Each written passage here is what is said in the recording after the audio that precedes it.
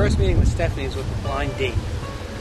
I had spoken with Stephanie on the phone a few times, and we got a little comfortable with each other, and we actually met at our friend Christy's house. When I was a little nervous about the first date, when you get set up with somebody, you think it's going to be someone who was hideous. I was expecting someone with, big hair and gawky clothes. But when I first saw Stephanie, she was amazing. John and I first met through mutual friends, and I was a little nervous of what to expect, one of these loser guys again. But when we finally met, he was the complete opposite of what I expected. He's sweet and polite, and it just made me feel really special from the start, and still does. Well, we have a special hobby that we do. We go to Great Adventure, we go to all the roller coaster parks, and when I first met Stephanie, I did not go on any roller coasters. I was afraid of everything. The biggest ride that I went on was like one of those circular ones, but when we first went to the park, Stephanie mentioned that she was a roller coaster freak, and to not look like a fool, I said, "Oh yeah, me too." And she took me on Rolling Thunder the first time, and as scared as I was, I pretended that I wasn't. And I thought I finally got through it and made a good impression. And as soon as we got off the ride, she was ready to go on all the rest of them. And I had to go along with it. And we ended up going on like 6 or 7 coasters that day. Boy, I was scared, but I think I made a good impression on her. One Halloween, John surprised me, and he took me pumpkin picking. And of course, there's all these huge pumpkins, and John wants to show off. He's trying to pick the biggest pumpkin for me, but that didn't really work. John had to go get the wheelbarrow to manage everything. But that's what makes him really good, because he always knows how to make me laugh and smile, and we have fun together. And he always knows how to make me happy.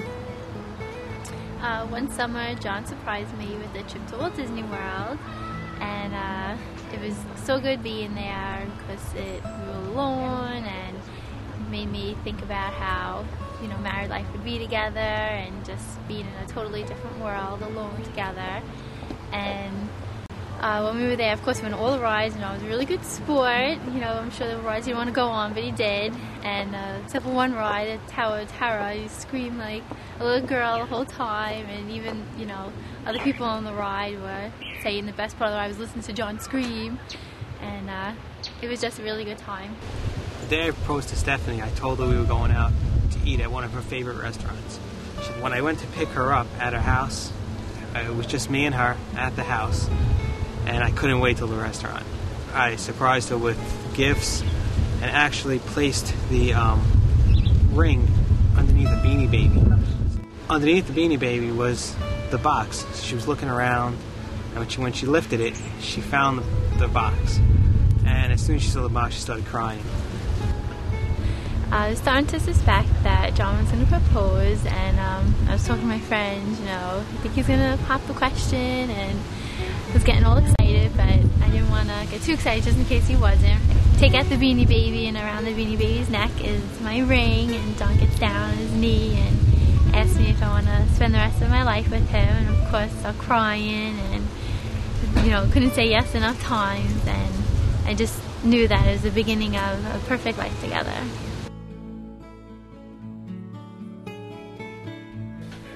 When I was a little girl, I always imagined my dress to be just like a princess.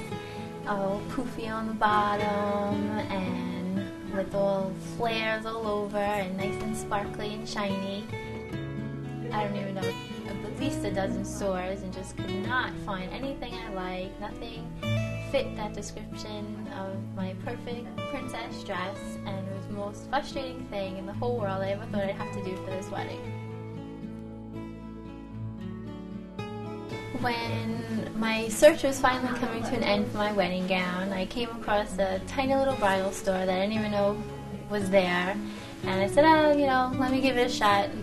This is my last option. I'm not going to search anymore. So I walked in, and looking through the racks, didn't really see anything too amazing. Everything looked like sheets hanging up.